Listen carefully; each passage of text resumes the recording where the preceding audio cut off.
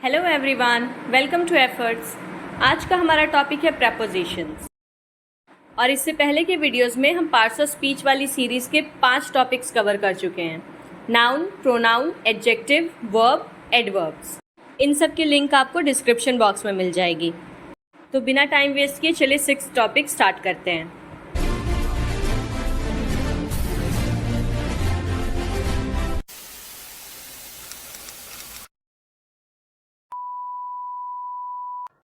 Preposition को हिंदी में कहते हैं पूर्ण सर्ग। A preposition is a word that is placed before a noun or a pronoun to show its relation to some other word in a sentence.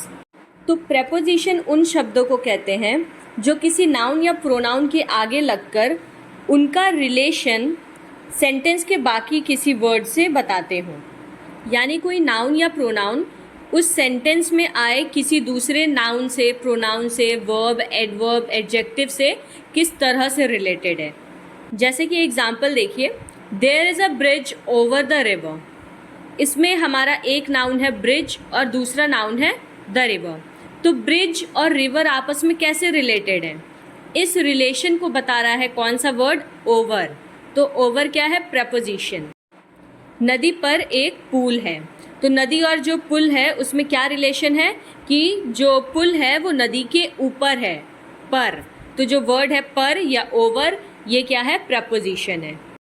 और यहाँ पे कई सारे मैंने आपको एग्जाम्पल दिए प्रेपोजिशंस के, जैसे to, with, into, in, among, between, at, of, by, below, ये सारे प्रेपोजिशंस हैं। प्रेपोजिशन ऑब्जेक्ट रिलेशन किसे कहते हैं? द नाउन और pronoun which is used with a preposition is called its object.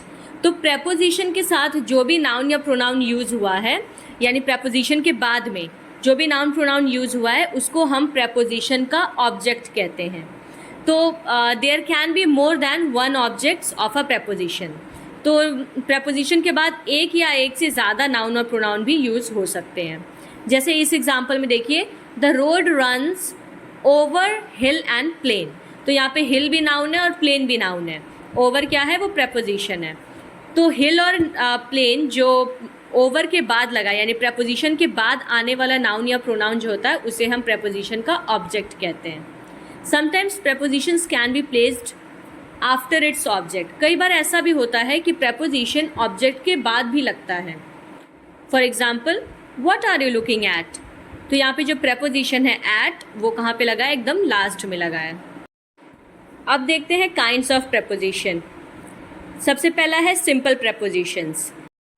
तो सिंपल प्रेपोजिशन बिल्कुल सिंपल होते हैं, छोटे छोटे लेटर से बने रहते हैं, यानी एक या दो लेटर का ही होता है, ये ज़्यादा लंबे वर्ड्स नहीं होते हैं। जैसे कि at, by, for, from, in, of, on, out, till, to, up, with, etcetera. फिर आते हैं कंपाउंड प्रेपोजिशंस, जो कि बेसिकली सिंपल प्रेपोजिशन से थोड़े से बड़े होते हैं। और कंपाउंड प्रेपोजिशंस जो होते हैं वो जनरली प्रीफिक्स लगा के बनते हैं। जैसे कि हम उसके आगे ए लगा सकते हैं, बी लगा सकते हैं, जैसे अबाउट, अक्रॉस। क्रॉस वर्ड होता है, उसके आगे हमने बस ए लगा दिया, ठीक है, across, along, beside. Side word होता है, उसके आगे हमने बस क्या किया है, बी लगा दिया है, तो बिसाइड, बिटवीन, अंडरनीथ, ठीक है, अंडर और नीथ दो अलग अलग वर्ड्स हैं। विथआउट, विथ और आउट दो वर्ड्स हैं, ठीक है। तो इस तरह से बनते हैं compound prepositions. Next is phrase prepositions, group of words used with the force of a single preposition. यानी ये एक से ज़्यादा वर्ड्स को मिला के बनता है, लेकिन वो सारे वर्ड्स एक ही प्रेपोजिशन की तरह यूज़ होते हैं, ठीक है। जैसे एग्जाम्पल में देखिए, इन केस ऑफ, 3 वर्ड्स हैं, इन, केस और ऑफ, लेकिन तीनों सिर्फ एक ही प्रेपोजिशन की तरह काम कर रहे हैं। In consequence of, with the reference to, in order to, in course of, on behalf of, in spite of, according to, ठीक है। ये सारे क्या है, फ्रेज प्रेपोजिशंस के एग्जाम्पल हैं। तो सिंपल वाले क्या होते हैं, बहुत ही छोटे छोटे प्रेपोजिशंस। कंपाउंड वाले क्या होते हैं, जो प्रीफिक्स लगा के बने हों। और फ्रेज वाले क्या होते हैं, जो एक से ज़्यादा शब्दों को मिलाकर बनाए गए हों। अब देखते हैं कि प्रेपोजिशन जो होते हैं वो किस तरह के रिलेशन को बताते हैं। सबसे पहला है प्लेस, यानी वो जनरली किसी नाउन प्रोनाउन की जगह को बताते हैं। जैसे कि ran across the road, leaned against the wall, stood before the door, lies below the surface. तो ये सब जितने भी रेड वाले आपको वर्ड्स दिख रहे हैं वो सब प्रेपोजिशंस हैं जो कि उसके बाद लिखे गए नाउन्स का रिलेशन बता रहे हैं किससे, वर्ब से। जैसे रोड का रिलेशन रैन से, कौन बता रहा है, अक्रॉस। तो यहाँ पे रैन वर्ब है, अक्रॉस प्रेपोजिशन है और द रोड नाउन है। प्लेस के अलावा प्रेपोजिशन जो होते हैं वो टाइम भी बताते हैं, जैसे कि after his death, arrived before me, by 3 o'clock, since yesterday.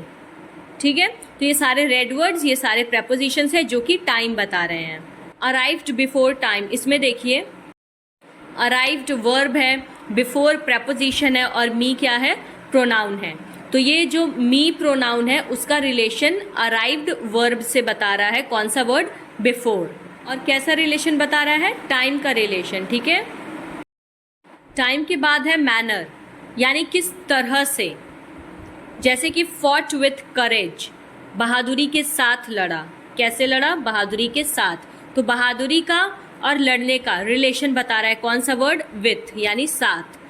Work with earnestness, won with ease, dying by inches.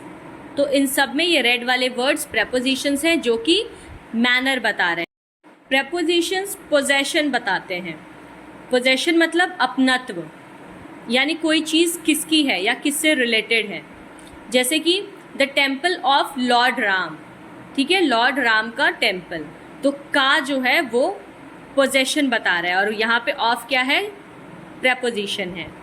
A man of means the boy with red hair, no money on him. ये सारे possession के examples हैं। इसके बाद है cause, reason और purpose.